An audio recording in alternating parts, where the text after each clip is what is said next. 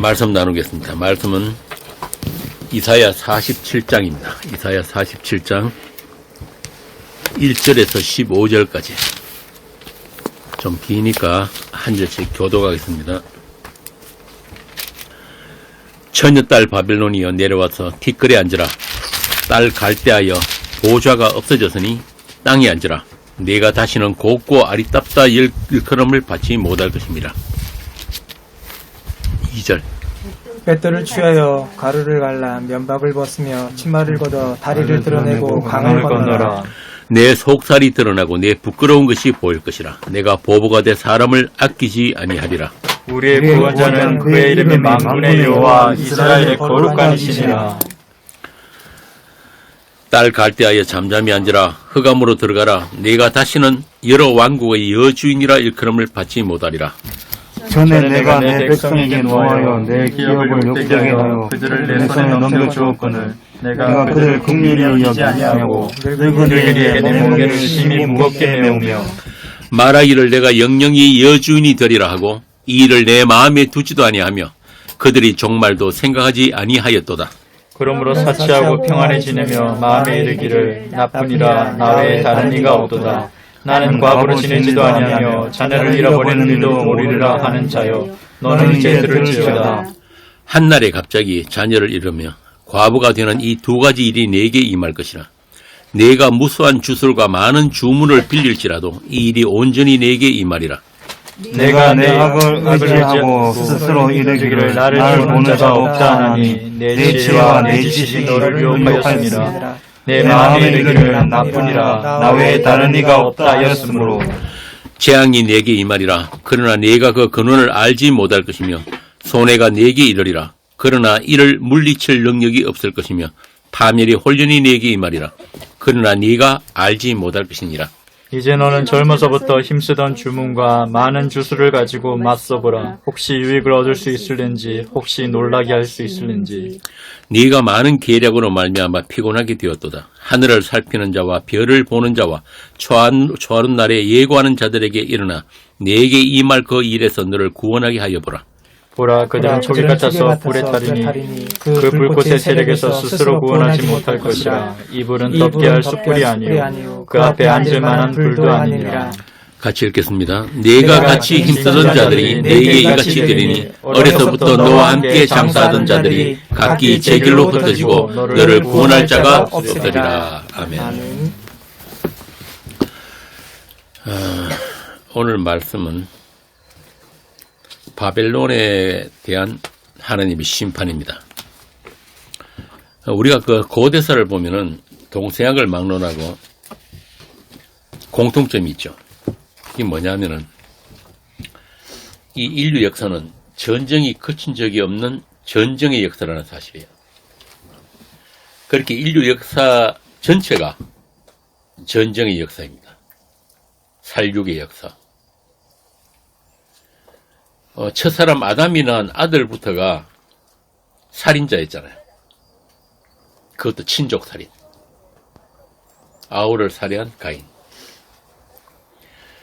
하나님께서 자기 형상으로 지으신 인간에게 복을 주시고 그들에게 생육하고 번성하라. 땅에 충만하라고 하셨는데 그 인간이 서로를 살육하는 인간이 되어버렸죠. 동물의 왕국입니다. 심지어 그런 살인자를 하나님께서 표를 주어가지고 보호하셨는데 그것을 비웃는 라멕까지 등장합니다. 창세기 4장에 나오잖아요. 한번 읽어볼까요? 창세기 4장 23절. 그거 한번 읽어보세요. 먼저 찾은 것 23절부터 24절.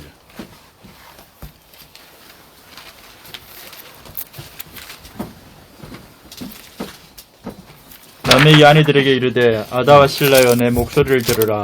남에게 아내들이여 내 말을 들으라. 나의 상처로 말미암아 내가 사람을 죽였고 나의 상함으로 말미암아 소년을 죽였도다. 가인을 위하여는 벌이 700일진데 라멕을 위하여는 벌이 77배이리로다 하였더라. 지금 라멕이 하나님이 하신 일에 대해서 지금 비웃고 있는 거예요.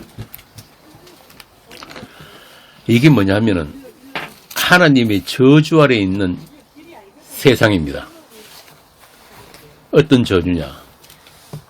창세기 3장 그 17절에 보면은 아담에게 이르시되 네가 네 아내의 말을 듣고 내가 네게 먹지 말라 한 나무의 열매를 먹었은즉 땅은 너로 말미암아 저주를 받고, 이 저주예요.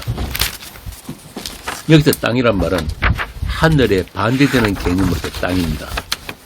그냥 우리가 보는 이 땅이 아니고, 그러니까 아담으로 말미암아서 이 세상 전체가 하나님의 저주 아래 있다 이야기예요. 이렇게 그 성경이 시작부터 하나님을 떠난 인간의 비정상적인 행태, 그 죄성이 기록되어 있고, 성경의 마지막 장인 요한계시록에도 보면은 인류 역사의 마지막 전쟁이 나옵니다. 그래서 어떻게 보면은 이 인류 전체가 죄의 역사, 살인의 역사, 전쟁의 역사예요. 하나님의 저주 아래 가두어진 세상. 우리가 좀 전에 읽었던 그 하나님의 저주, 땅에 대한 그 저주가 무엇을 겨냥한 저주인지를 조금씩 차츰 설명을 해드리겠습니다. 그냥 이 선악과 사건, 한 사람 아담을 통해서 죄와 사망이 들어온 이 사건이 우연히 우발적으로 발생된 사건이 아니라는 것을 이 성경 전체가 이야기를 하고 있는 거예요. 하나님의 저주가 그냥 단순히 아담이 잘못해서 실수로 선악과를 따먹은 그 일에 관한 저주가 아니라 처음부터 이 하나님의 저주가 무엇을 가리키고 있다는 것을 이 성경이 이야기를 하고 있단 말이에요. 결론적으로 말하면은 아까 우리가 창세기 3장에서 읽었던 그 저주는 어디를 향한 저주입니까? 예수님의 십자가에 달리신 그 저주. 하나님이 저주를 받아내실 분은 그분밖에 없단 말이에요.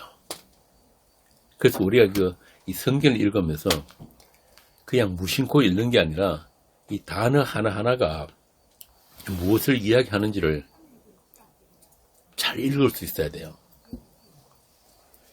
그래서 그 성경이 그러잖아요. 귀 있는 자는 들을지어다.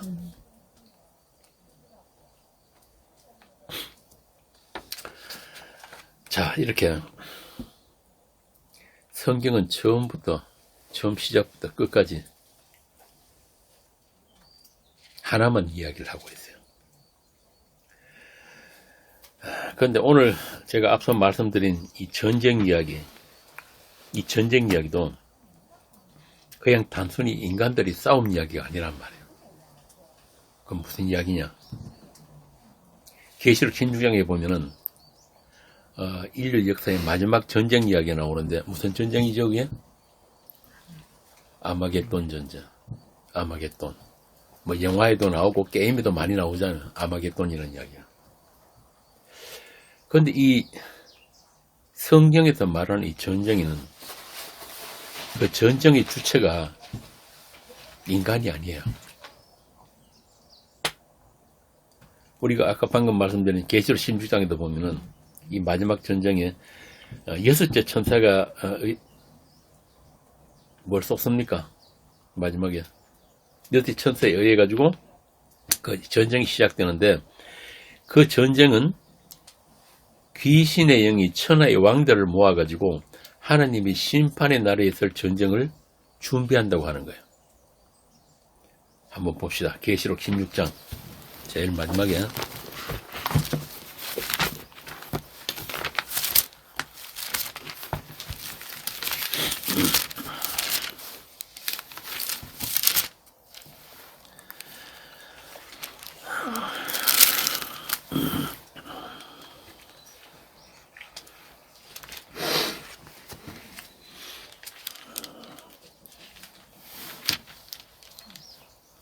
찾았습니까?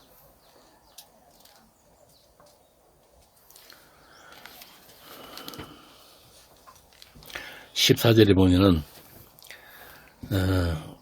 12절부터 여섯째 천사가 그 대접을 큰 강 유브라데에 쏟음에 강물이 말라서 동방에서 오는 왕들의 길이 예비되었더라. 또 내가 보매 개구리 같은 새 더러운 영이 용의 입과 짐승의 입과 거짓 선지자의 입에서 나오니 그들은 귀신의 영이라. 이적을 행하여 온 천하 왕들에게 가서 하나님 곧 전능하신 이의 큰 날이 있을 전쟁을 위하여 그들을 모으더라. 보라, 내가 도둑같이 오리니 누구든지 깨어 자기 옷을 지켜 벌거벗고 다니지 아니하며 자기의 부끄러운 음을 보이지 아니하는 자는 복이 있도다. 새 영이 히브리어로 아마겟돈이라 하는 곳으로 왕들을 모으더라. 이렇게 전쟁의 시작도 그 끝도 인간이 주체가 아니에요.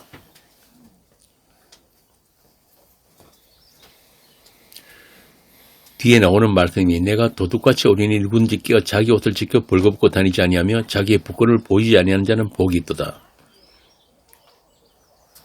이렇게 전쟁은 하나님의 전쟁이지 우리 인간의 전쟁이 아닌 것입니다.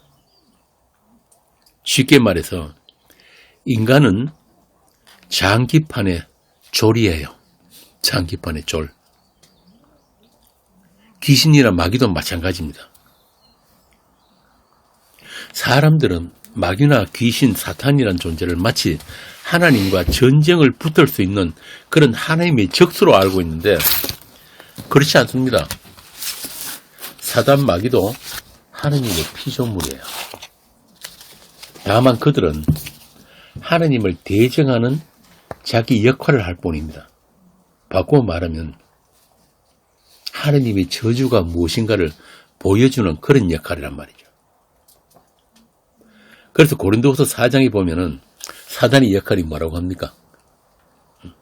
고린도후서 4장 3절부터 4절에 보면은 만일 우리 복음이 가리었으면 망하는 자들에게 가려진 것이다.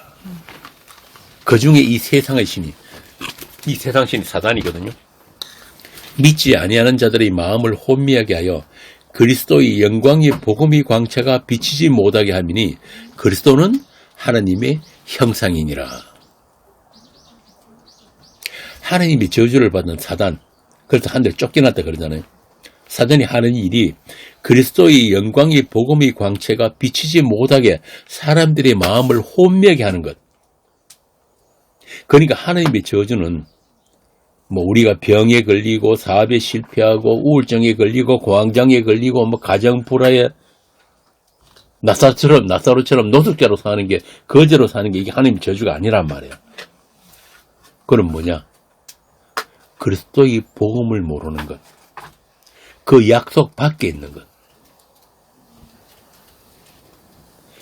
예수를 믿지 않는 것. 예수의 주되심을 모르는 것. 그게 하나님의 저주예요.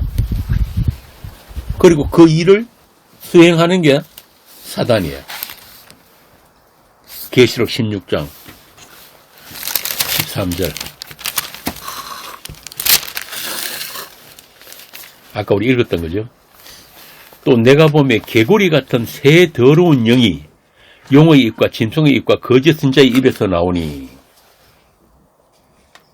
여기서 새 더러운 영이라고 숫자 3이 등장하죠. 이게 뭐냐면은 이 사단도 세상신도 성삼위 하나님을 흉내내가지고 거짓 선지자들을 통해서 다른 복음, 다른 예수를 전한다는 그런 말이에요. 그러니까 성경이 말하는 전쟁이란 뭐냐? 단순히 인간들 사이의 이해 다툼이나 힘의 충돌 정도가 아니라 그 배후에 있는 영들의 전쟁, 신들의 전쟁을 이야기하는 거예요. 성경의 전쟁. 진짜 하나님과 가짜 신들의 전쟁. 한마디로 하나님의 복과 저주를 보여주는 그 전쟁입니다. 우리가 좀 전에 읽은 계시록 17장에서 보면은 복 있는 자가 누구라 그럽니까? 주님이 오실 때 깨어있어 자기 옷을 지켜 벌거벗고 다니지 아니하고 자기의 부끄러움을 보이지 않는 것. 그것을 복이라고 하잖아요. 그럼 그 옷을 입지 못하고 벌거벗은 게 저주네요? 맞습니까? 그렇습니다. 그렇게 복과 저주의 기준은 예수 그리스도예요.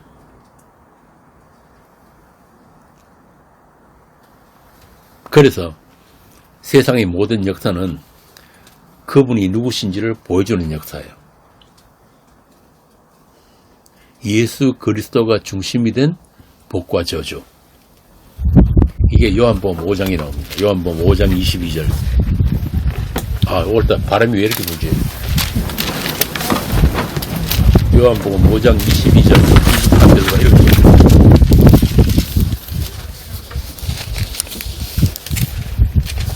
아버지께서 아무도 심판하지 아니하시고 심판을 다 아들에게 맡기셨으니 이는 모든 사람으로 아버지를 공경하는 것 같이 아들을 공경하게 하려 하심이라.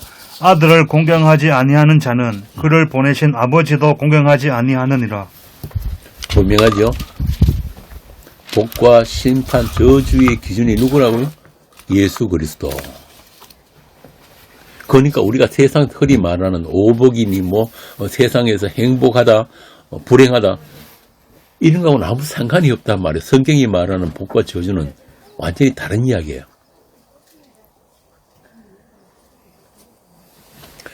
자, 그러면은 방금 말한 그 옷을 지킨다. 옷을 지켜서 벌거벗지 않는다는 그 옷이 어떤 옷이기에 성경이 복과 저주가 나누어진다고 하는가? 한번 봅시다. 갈라디아서 3장 27절.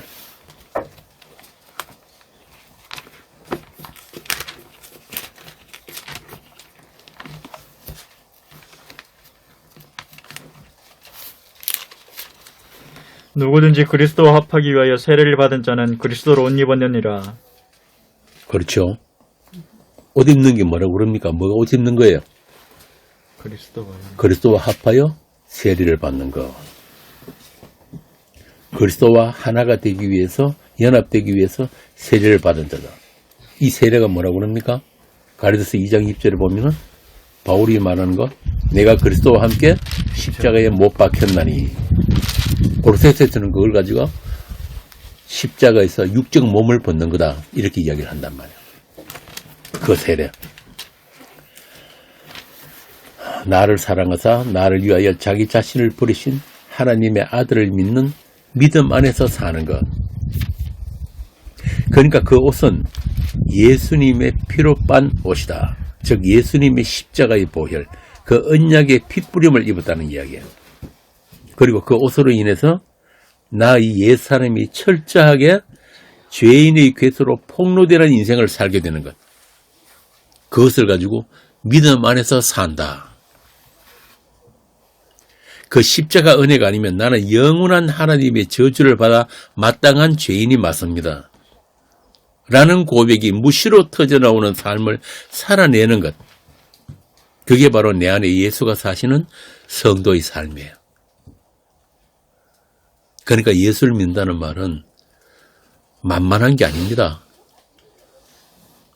예수 믿고 내가 세상에서 복받고 내가 행복하라는 생각 그 자체부터가 어떻게 보면은 하나님의 저주 아래 있는 거예요.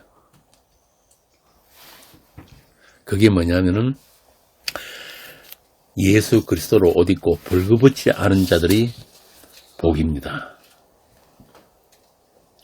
그래서 그들이 하나님이 저주받은 이 땅에서부터 별세한 자들, 그걸 해방이라고 그래. 해방. 누가복음 4장에 보면은 예수님이 이사야서를 가지고 그 해방에 대해서 말씀하시는 게 있어요. 누가복음 4장 18절 한번 봅시다.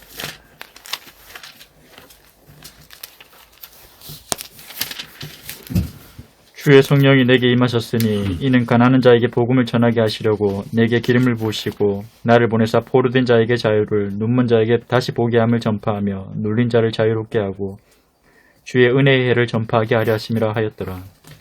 이 은혜의 해를 전파하십니다. 이게 뭐냐면은 노예가 된 자들, 종으로 사는 자들을 이스라엘에는 7년마다 풀어줘야 되죠. 바로 그 이야기를 하는 거예요. 그 해방, 죄로부터 해방, 하나님의 저주로부터 풀려나는 것. 그 일을 하러 오신 분이 예수란 말이야. 그래서 그분을 알고 그분을 공경하고 그분을 믿는 것. 다시 말해서 그분의 은혜만 꼭 붙들게 하시는 그 복. 그걸 로마서에서는 은혜의 왕노릇이라고 하는 거예요. 이게 하나님이 저주에서 풀려난 자들이 살아가는 성도들의 복입니다. 자, 그러면 그 복이 없고 하나님의 저주 아래 있는 자들은 반드시 하나님의 은혜 대신에 무엇을 서로 살아갑니까? 가인이나 라멕처럼 자기를 지키는 삶. 어떻게 지킵니까? 내 힘으로 나를 지키고 내 이름을 드러내는 인생을 살게 된다.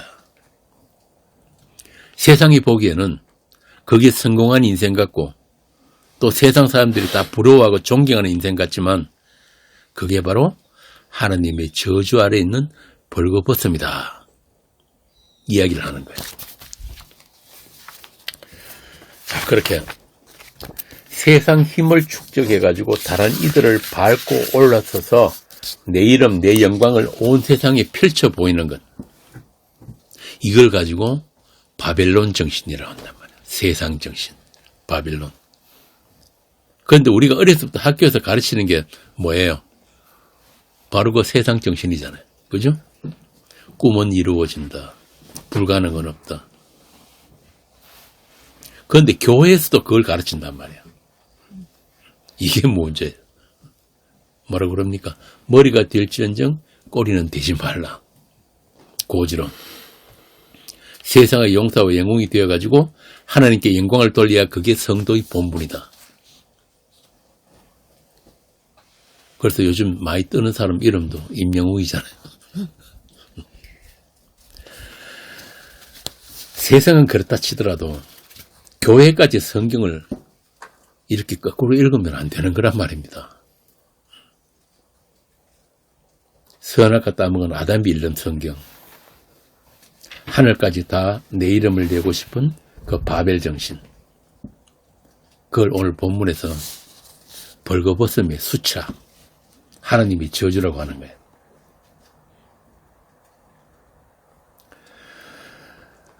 오늘 그 본문 47장 1절에서 3절을 좀 제대로 이해하기 위해서 이거 세 번역으로 제가 한번 읽어보겠습니다. 처녀딸 바벨론아 내려와서 티끌에 앉아라. 딸 바벨로니아야 보좌를 잃었으니 땅에 주저앉아라. 너희 몸매가 유연하고 맵시가 있다고들 하였지만 이제는 아무도 그런 말을 하지 않을 것이다. 맷돌을 잡고 가루를 빻아라. 얼굴을 가린 너울을 벗고 치마를 걷어올려 다리를 드러내고 강을 건너라. 알몸을 드러내고 내 부끄러운 곳까지도 드러내 보여라. 내가 복수할 터이니 어느 누구도 나를 막지 못할 것이다. 우리의 속량자는 그 이름이 만군의 주님 이스라엘의 거룩하신 하나님이시다. 딸 바빌론아 잠잠히 앉아있다가 어둠 속으로 사라져라. 사람들이 이제부터는 너를 민족들의 여왕이라고 부르지 않을 것이다. 바빌론을 처녀딸이라고 그러죠.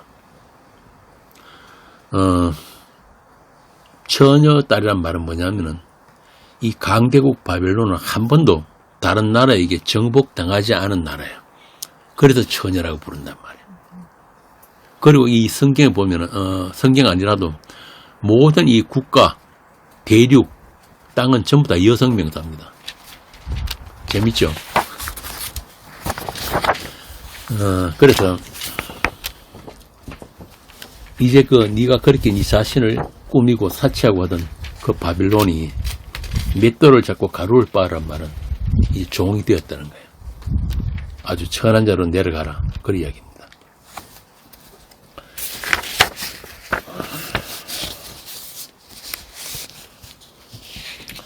그래서 이 바벨론은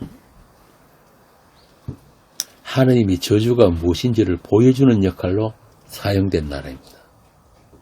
바꾸어 말하자면 당시 세상의 최강대국으로 막강한 힘을 가진 그 바벨론을 하나님께서 사용을 하시는데 그들이 가진 그 힘을 주신 분이 하나님이시고 그들이 그 힘을 사용하는 대상도 하나님께서 지정하셨다.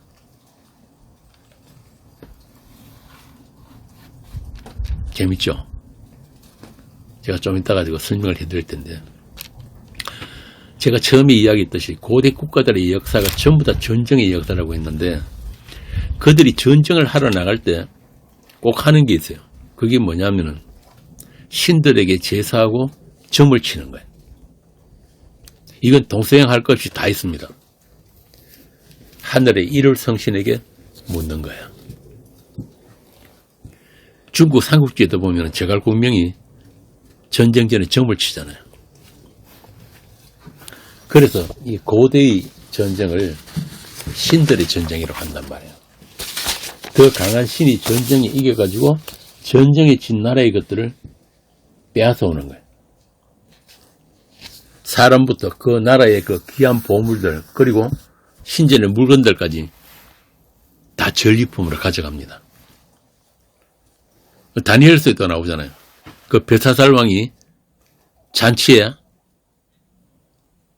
이스라엘을 정복해서 가져온 그 여호와 성전의 기명들, 그릇들을 가지고 술잔으로 쓰다가 갑자기 뭐가 나타나죠. 뭐가 나타납니까? 벽에 손가락이 나타나가지고 메네메네 대기를 우바르신. 하느님이 저울에 달아보니까 바벨론은 이제 끝났다. 중량이 모자란다 이 말입니다.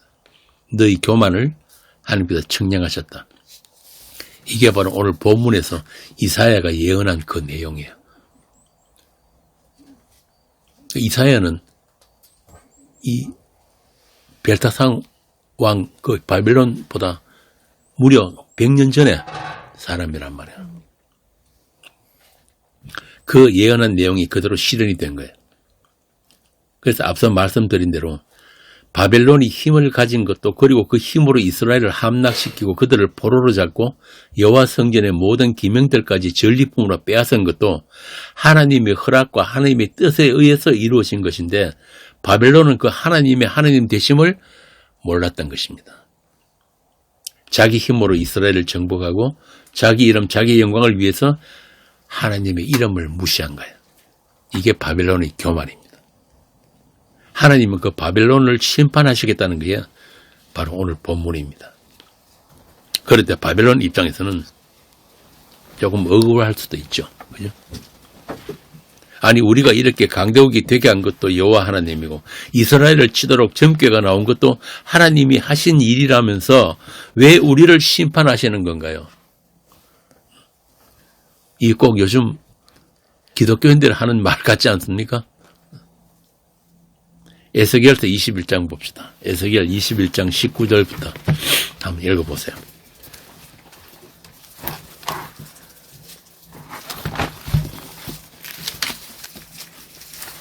21장이요? 21장 19절에서 22절까지.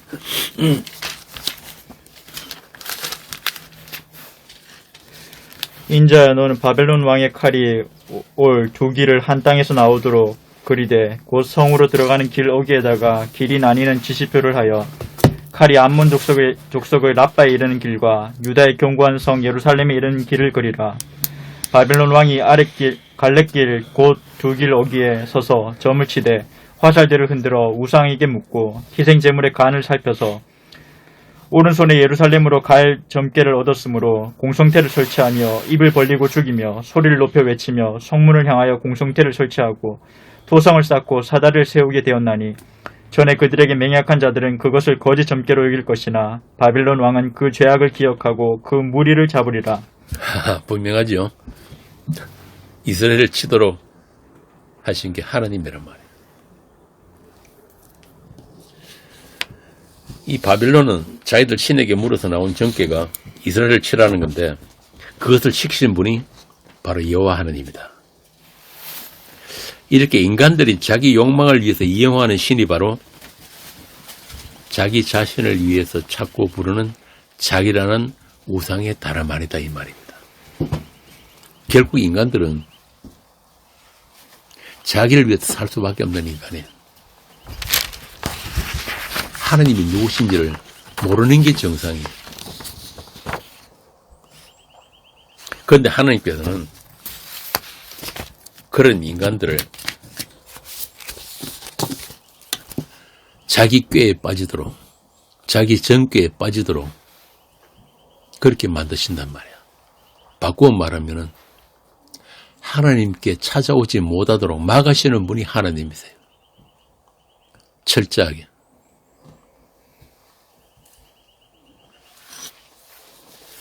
그렇게 하나님께서는 이스라엘의 그 우상 섬김을 심판하시면서 바벨론을 들어 쓰시고 그 바벨론 또한 그들이 행위대로 심판하신다. 이 말은 하나님의 관심은 인간 세상의 그 힘의 다툼이나 전쟁의 성패나 인간들의 정의, 옳고 그름에 있는 것이 아니라 하나님의 관심은 우리가 읽고 있는 이사야서의 주제인 이스라엘이 남은 자에 있다. 바벨론에 함락되어서 포로로 끌려가는 이스라엘을 통해서 하나님께서 남기신 자가 누구인지를 보여주시는 거예요. 제가 이사야서 처음 할 때 말씀드렸는데 이스라엘이 남은 자가 누구라 그랬어요? 잊어버렸지. 이사야 6장 9절 봅시다.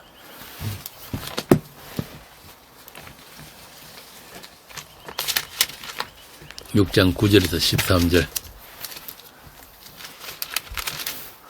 여호와께서 이르시되 가서 이 백성에게 이르기를 너희가 듣기는 들어도 깨닫지 못할 것이요 보기는 보아도 알지 못하리라 하여 이 백성의 마음을 둔하게 하며 그들의 귀가 막히고 그들의 눈이 감기게 하라.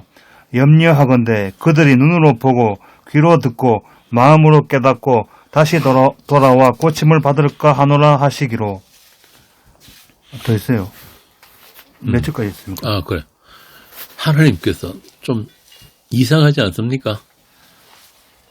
하나님은 우리를 구원하시기 위한 하나님으로 알고 있는데 못 오게 막으신단 말이에요. 깨닫지도 못하고 보지도 못하고 못 믿게.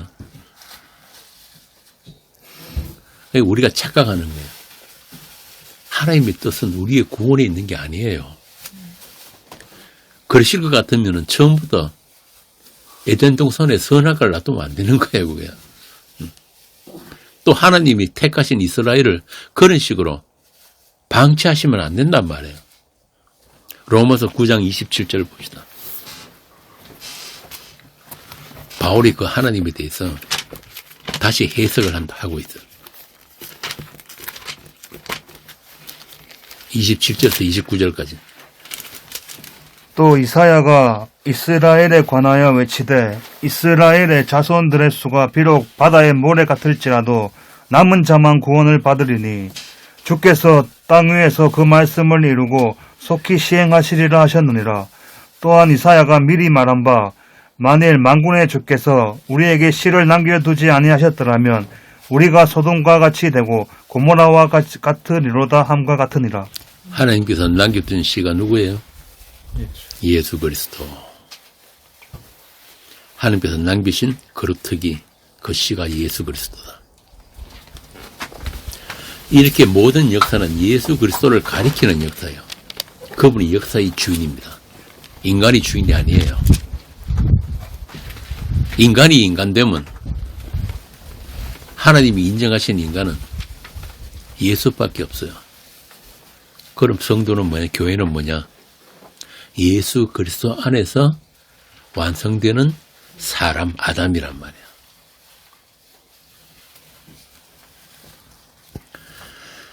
그 예수 그리스도 안에서 생육하고 번성하는 교회를 위해서 이스라엘의 역사가 있고 바벨론의 수고와 그 교만에 대한 심판이 있단 말입니다. 그걸 오늘 본문에서 우리에게 보여주시는 거예요. 그렇게 복음에는 반드시 심판이 들어있어야 복음이에요. 하나님의 심판이 담긴 복음이다.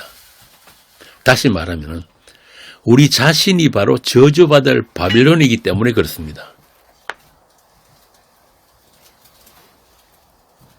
그 세상 정신에 투철한 세상과 결합된 바벨론, 그 바벨론이 내 안에 있는 거예요. 딴 데 있는 게 아니고.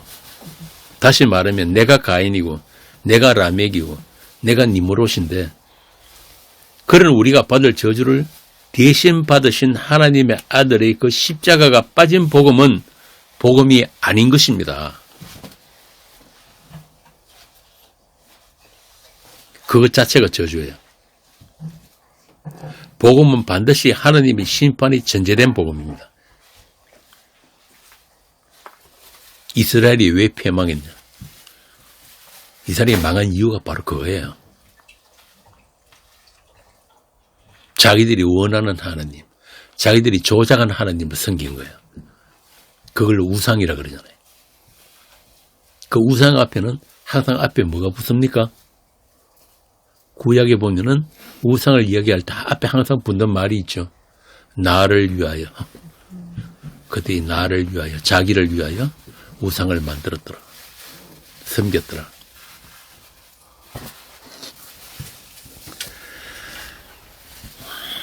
오늘날 교회에서, 교회가 아니죠. 교회라는 데서 그 심판, 그 하나님의 저주, 그 십자가가 빠진 복음, 그 유일한 죽음에 대해서 이야기하지 않고 그 하나님의 저주에 대해서 이야기하지 않고 세상에서 어떻게 하면 복받고 출세하고 더 많은 것을 가질 수 있고 더 높은 데 올라갈 수 있는가? 거기다 더해서 뭡니까? 죽어서 천국까지 갈 수 있는가?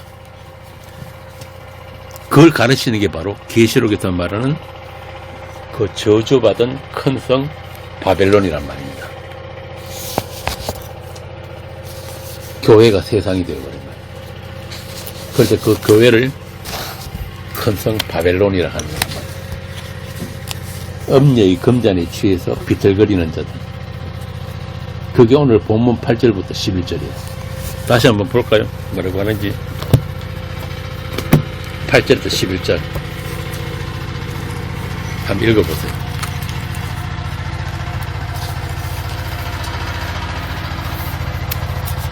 그러므로 사치하고 평안히 지내며 마음에 이르기를 나뿐이라 나 외에 다른 이가 없도다. 나는 갑으로 지내지도 아니하며 자녀를 잃어버리는 일도 모르리라 하는 자여, 너는 이제 들을지어다.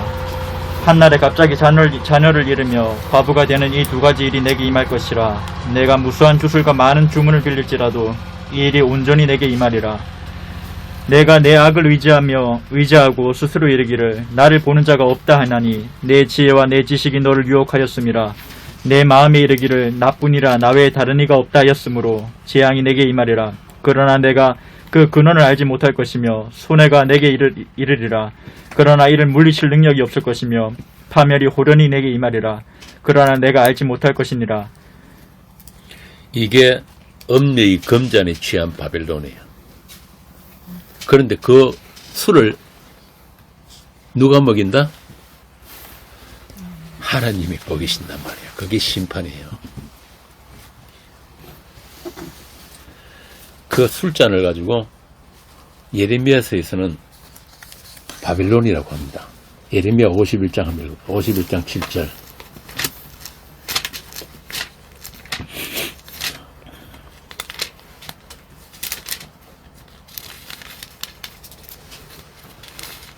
예레미야 51장 7절.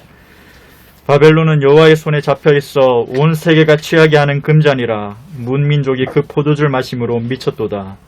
나오지요? 바벨론이 그 금잔인데 그 금잔을 붙들고 있는 분이 바로 하나님이시란 말이에요. 하나님 손에 붙잡힌 바벨론. 여호와께서 먹이시는 잔. 이렇게 바벨론은 세상 정신을 대표하는 이름이 바벨론인데요. 세상을 사랑하고 세상에 미쳐서 살도록 세상에 가두어버리는 그 세력, 그 힘이 바벨론이에요. 그런데 그 바벨론의 힘을 추구하는 곳이 오늘날 땅의 교회들이 되어버렸단 말입니다. 그래서 세상이 교회를 보고 뭐라고 합니까? 기독교다. 저 인간들은 우리보다 욕심이 더 많다.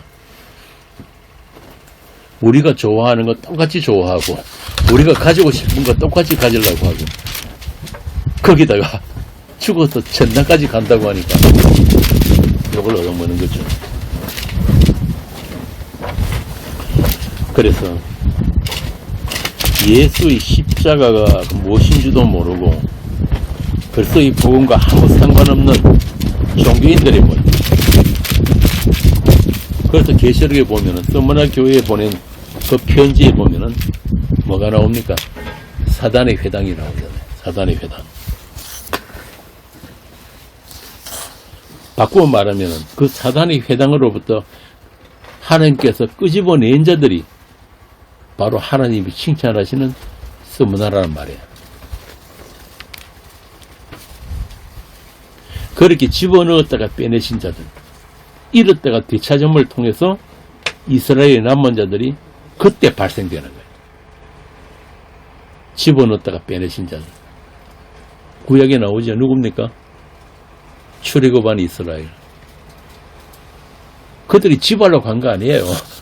이미 400년 전에 하나님께서 아브라함이 하신 약속 때문에 그들이 나중에 보니까, 태어나서 보니까 애굽에 살았다는 거예요.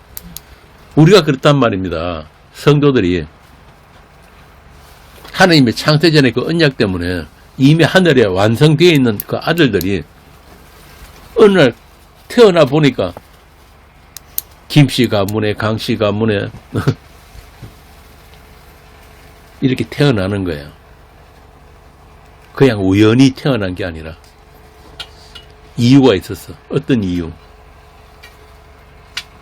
예수 그리스도 안에서 생육하고 번성하는 그 아들이 무엇인지를 가르치기 위해서 일부러 집어넣었다가 빼셨단 말이야. 출애굽한 이스라엘은 그 이스라엘의 정체성이 어디 있다 그랬습니까? 유월절 어린 양의 피, 그거 하나 알라고.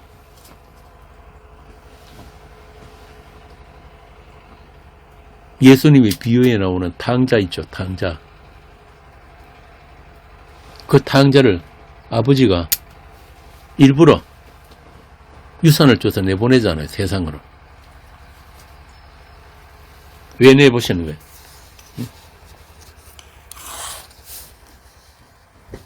세상에 나와가지고 돼지들하고 지엄 열매 다툼도 해보고 세상과 간음해보라고.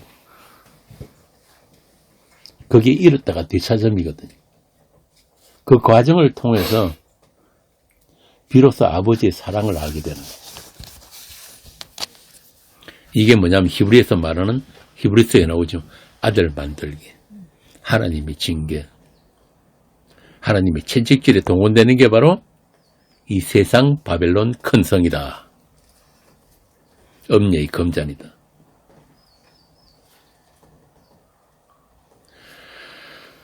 자, 이렇게 세상과 간음한 탕자가 자신의 벌거벗은 그 부끄러움을 체험하고 오라고 하늘에 이미 완성된 아들들이, 성도가 아담의 계보를 통해서 세상에 내려오는 거예요.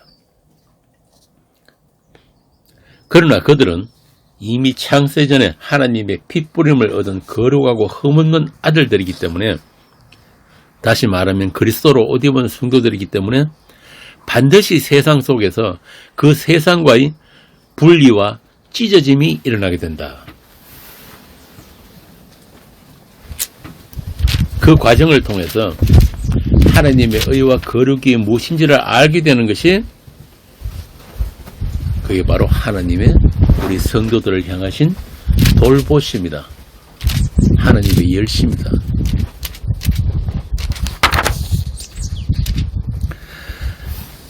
여러분이 잘나서 그런 게 아니라 우리에게 입혀주신 그 옷이, 그 그리스도라는 옷이 여러분들을 만들어낸단 말이에요.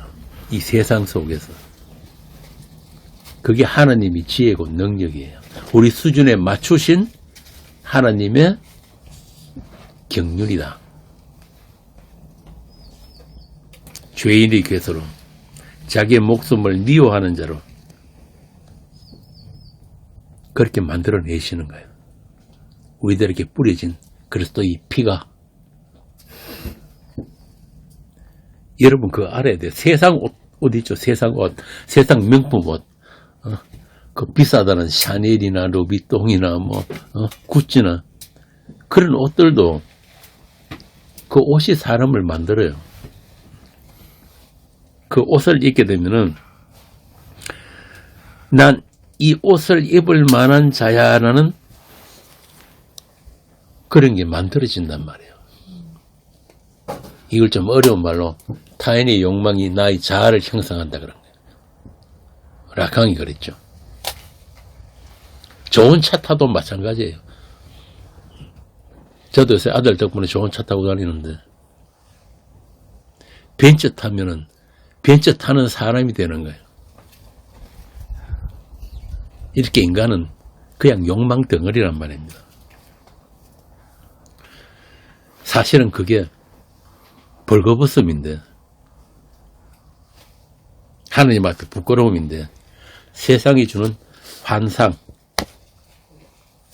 그 환상 속에서 꿈속에서 그냥 깨지 못하고 가는 것 그 자체가 심판입니다. 그렇게 세상과 똑같이 세상을 사랑하고 세상밖에 모르는 인생을 살다가도 성도는 하나님의 때에 하나님의 방식으로 별세의 길을 가게 된다. 세상과의 분리가 일어난다.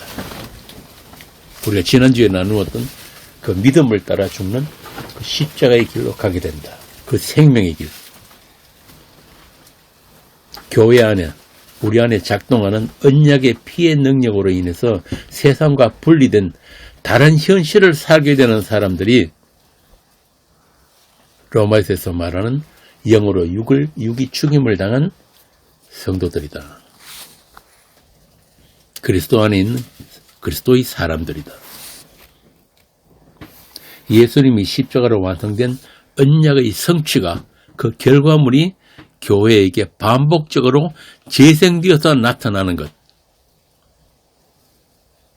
그것이 세상과의 분리이고 성도들의 자라남이 그 과정을 통해서 성도들이 자라나게 되는 거예요. 전에는 없었던 새로운 감각들이 막 생겨난단 말이에요. 아주 어릴 때는 애들이 말도 모르잖아요. 말을 해도 못 알아듣고 모든 것을 감각하기가 너무 어렵단 말이에요. 그런데 자라난다는 말은 말귀도 알아듣고 내가 감각하고 인지하고 말할 수 있고 그게 자라남이에요. 다시 말하면 하나님의 말씀이 어느 날부터 들려지기 시작한다. 그리고 그것들을 같이 소통하고 나누게 된다. 이게 교회로 모이는 거예요. 우리 손자가 요즘 말을 배워가지고 한 번씩 이상한 소리를 한다고. 그럼 얼마나 이쁜지 몰라요.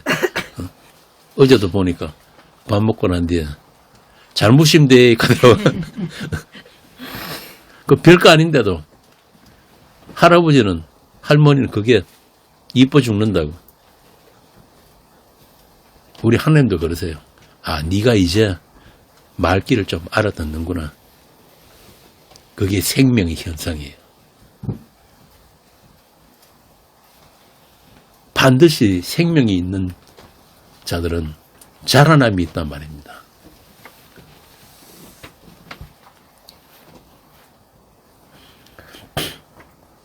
그래서 그들은 다른 현실을 살게 되는 거예요. 다른 눈으로 보게 되고 다른 귀로 듣게 되고 다른 말을 할 수 있게 된단 말이에요.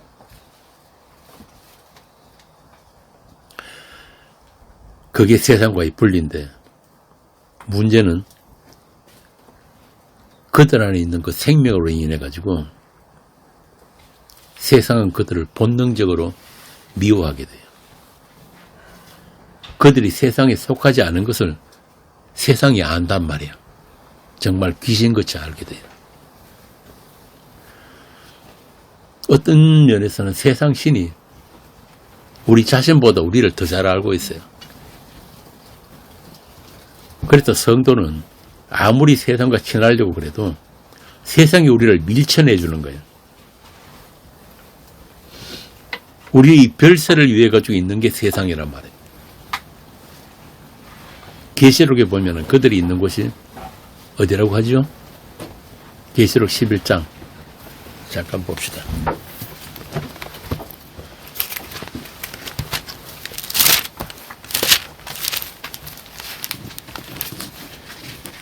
내가 읽을게요.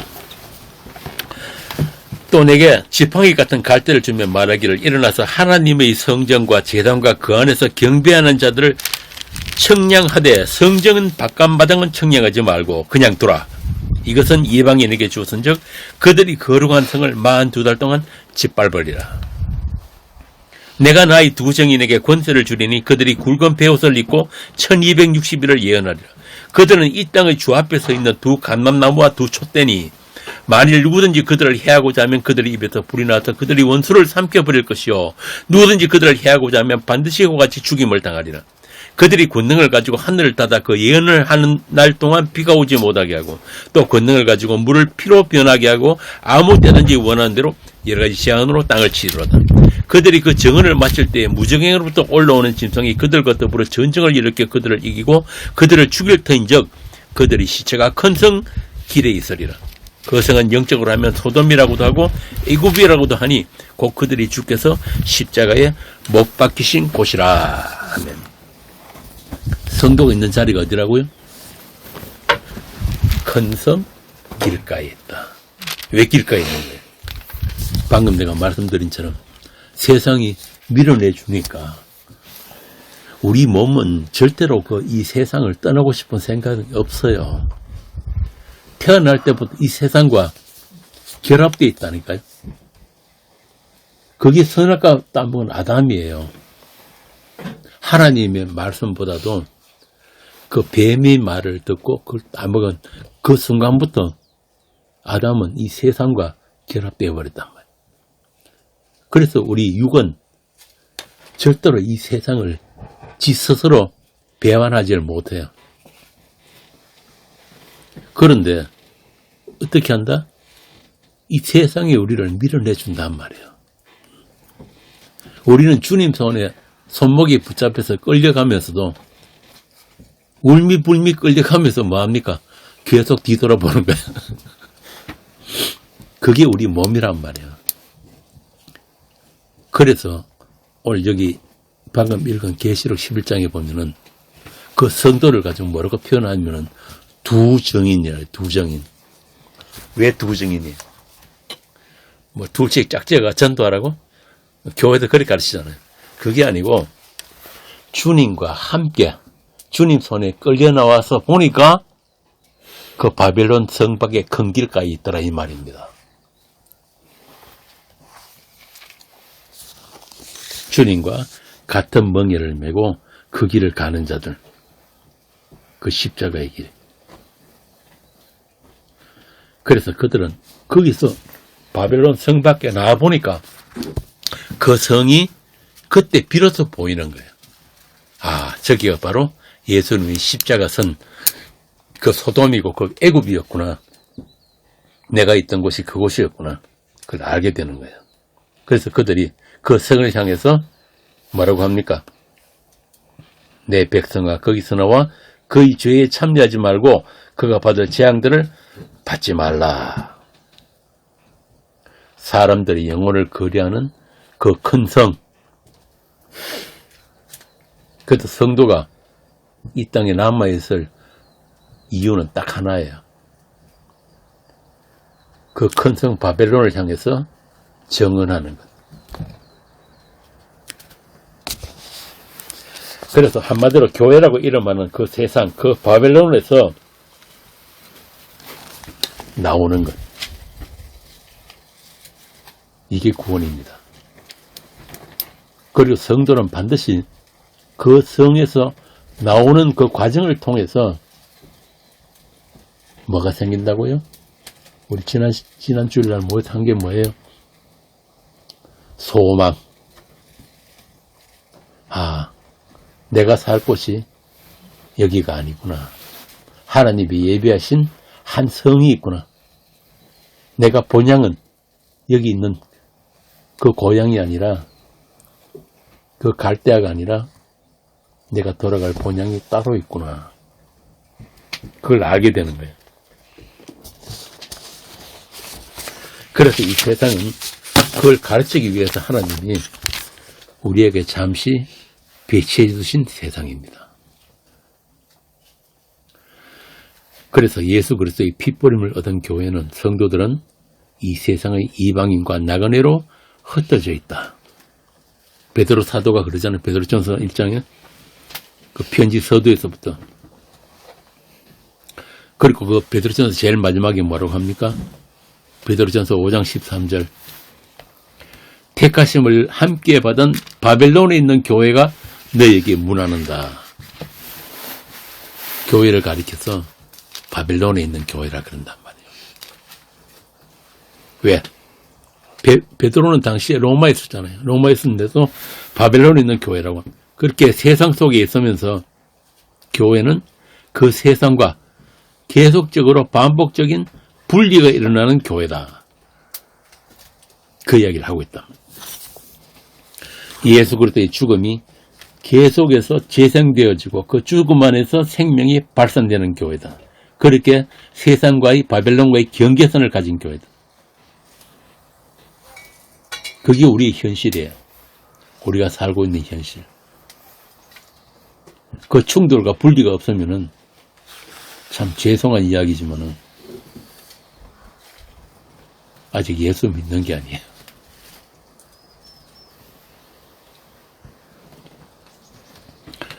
죽은 세상 속에 유일하게 생명이 있는 산 성도들. 그 생명 때문에 바벨론에 있는 교회는 그 바벨론과의 분리와 충돌이 계속 발생하는 교회다. 지난주입니까? 우리 진규 씨가 카페에 좋은 글을 올려줬던데, 그렇게 교회는 예수에 관한 지식을 배우고 그걸 학습해가지고 자신의 가치를 챙기는 게 성도가 아니다. 그럼 뭐냐? 예수를, 그 복음을 살아내는 사람들이 교회다. 다시 말해서 그리스도가 사시는 자들, 그리스도의 주되심을 고백하는 삶이 육적 자아의 죽음으로 나타나는 것이 성도의 신앙생활이다. 그 죽음을 유발하라고 세상에 있다. 예수 아는 나를 자랑하라고 있는 세상이 아니라, 예수도 알고 십자가도 아는 내가 자랑스러운 게 아니라, 그런 나를 드러내는 게 아니라, 그걸 성경이 악이라고 하거든요. 나의 생명이 되시고 나의 의와 거룩이 되신 그 예수를, 그 십자가만 자랑하는 게 2000년 전에 십자가에 죽으신 그 예수와 관계가 있는 교회다. 2000년 전에 죽은 예수가 나와 무슨 상관이 있습니까? 라고 물을 수밖에 없는 게 오늘날 교회들이에요. 왜? 그분과 사귐이 없으니까.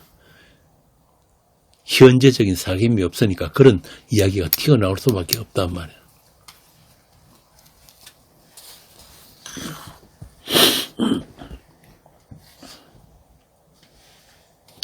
그래서 그 관계성, 그 사귐을, 그 사귐 안에 지식이 있고 그 사귐 안에 믿음이 있는 거예요. 그게 구원이에요.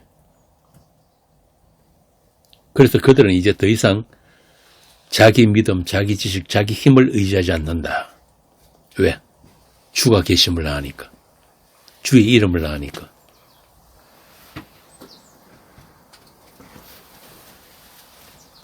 그래서 그들은 다 바벨론 큰 성을 떠나서 주님과 함께 길에 선 자들이다. 하나님이 저주고 있는 그 큰 성에서 쫓겨난 자들이다. 본의 아니게. 오늘 본문 8절에서 15절에 나오는 그곳에서 불려져 나온 자들. 그것을 거룩한 무리 성도라고 하는 거예요. 피롭한 옷을 입은 온전한 자들.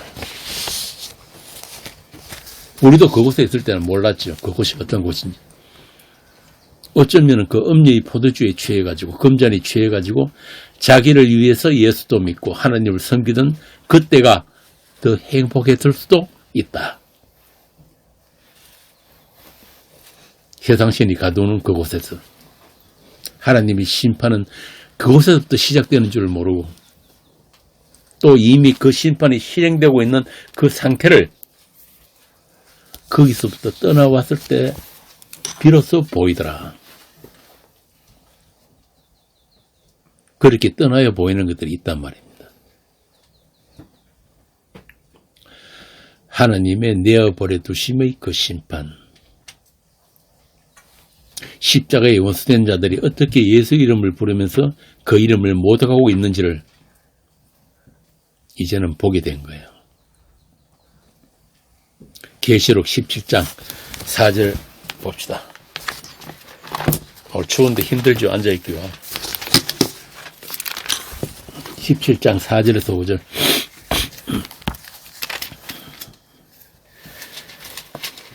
그 여자는 자줏빛과 붉은빛 옷을 입고 금과 보석과 진주로 꾸미고 손에 금잔을 가졌는데 가증한 물건과 그의 음행에 더러운 것들이 가득하더라. 그의 이마에 이름이 기록되었으되 비밀이라 큰 바벨론이라 땅의 음녀들과 가증한 것들의 어미라 하였더라.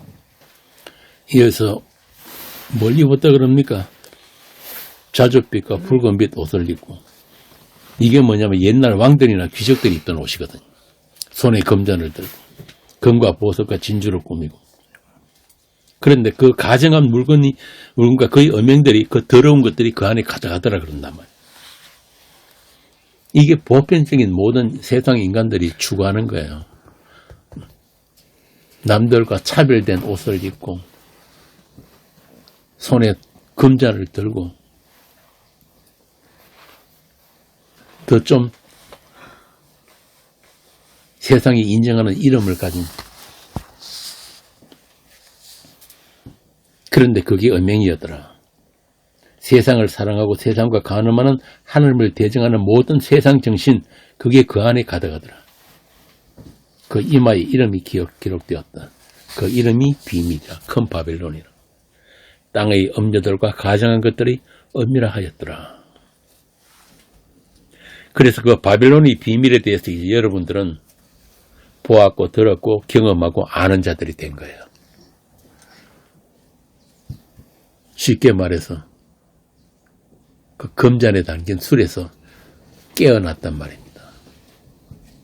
그냥 그 금잔에 취해서 세상에 취해서 살도록 내버려둬도 할 말 없는 죄인들인데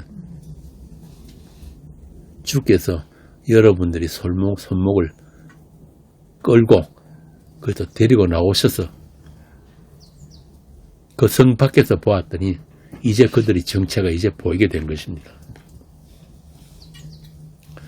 그래서 이제는 그것들이 더 이상 비밀이 아닌 거예요. 여러분들에게는. 그 세상 밖에서 그 세상의 실체를 볼 수 있으니까. 엄니의 손에 들려있는 그 금잔에 술 취한 자들이 아니라 이제 여러분들은 성령에 취한 자들이고 성령 안에서 깨어있는 자들입니다. 여러분의 이마에는 뭐가 있다? 하나님의 이름이 새겨져 있다. 그것을 하나님의 성전이라고 하는 거예요. 그래서 그 이름으로 인해서 우리 믿음의 선배들처럼 우리 안에 있는 바벨이 날마다 죽어나가고 우리 안에 계신 예수가 살아나는 그 하나님의 약속이 실현된 교회의 인생을 여러분들이 지금 살고 있는 것입니다. 그렇게 여러분은 택하심을 함께 받은 바벨론에 있는 교회입니다. 이제 여러분 자신들이 위치가 좌표가 어딘지 아시겠죠? 또 여러분은 그 교회를 향해 그 바벨론에 있는 그 교회를 향해 보내진 그리스도의 편지입니다. 베드로전서 1장 1절에서 2절 읽고 오늘 강론을 마치겠습니다.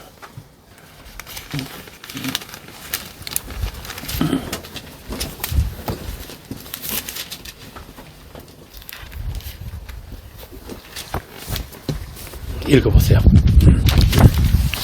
다 함께 읽읍시다. 예수 그리스도의 사도 베드로는 본도, 갈라디아, 갑바도기아, 아시아의 비두니아에 흩어진 나그네 곧 하나님 아버지의 미래하심을 따라 성령이 거룩하게 하심으로 순종함과 예수 그리스도의 피뿌림을 얻기 위하여 택하심을 받은 자들에게 편지하노니 은혜와 평강이 너희에게 더욱 많을지어다. 아멘. 기도하겠습니다. 하나님 아버지, 우리가 주님을 모르고 세상 속에서 세상이 취해서 살 때 주님은 우리를 기다려 주시고 그렇게 말없이 십자가에서 피를 흘려 주셨습니다. 우리가 세상에서 우리가 가지고 싶은 것들을 구할 때 주님은 우리에게 주님의 이름을 주시고 주님의 의와 거룩을 주셨습니다. 그 복을 알게 하시려고 우리에게 약함과 실패도 주시고 우리의 손목을 잡고 그 큰 성 바벨론 밖으로 끌고 가셨습니다. 뒤돌아보고 또 돌아보는 우리를 주님의 품에 안고 그 험한 길을 동행하셨습니다. 우리가 원하는 것들이 아닌 주님이 주시고자 한 것들을 주시고 주님 자신을 다 주신 것을 이제 우리가 알았사오니 그 거룩한 빛을 따라 아버지 집에 아버지 품에 안기는 그날까지 주님의 은혜와 사랑이 더 풍성하고 더 깊고 더 큰 나눔이 있는 그런 교회가 되게 하시고 우리 주님만으로 행복한 주님만으로 충분한 그런 성도들이 되게 하여 주시옵소서. 주 예수 그리스도 이름으로 기도합니다. 아멘. 예배를 마치겠습니다.